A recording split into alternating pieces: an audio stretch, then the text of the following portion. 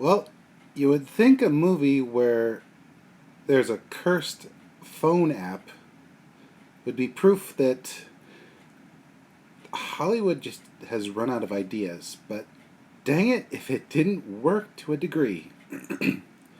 Countdown. Basically, this phone app tells you when you're going to die. It's a ticking clock.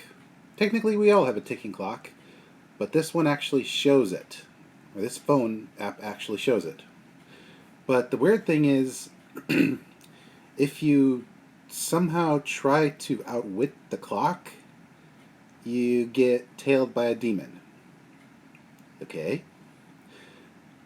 Amazingly, the suspense of being tailed by a demon coming from a phone app honestly made for some decent jump scares and okay suspense. The effects were a mix of practical and just a little bit of CG kept in shadow, and it made for a decent boogeyman. The cast, mostly new faces, a couple of familiar ones, including Dr. Acula from the Twilight films. I'm pretty sure that was him.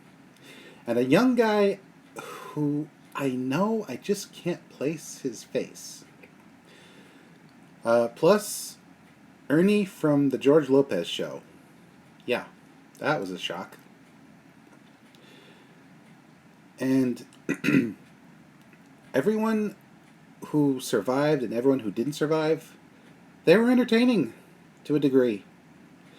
Um, you weren't exactly rooting for them to survive, but you weren't exactly rooting for them to get wrecked either.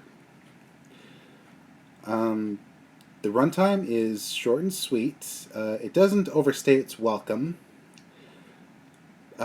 Basically, if you want to check this out on Netflix, it's not the worst way to waste 90 minutes of your Halloween viewing time.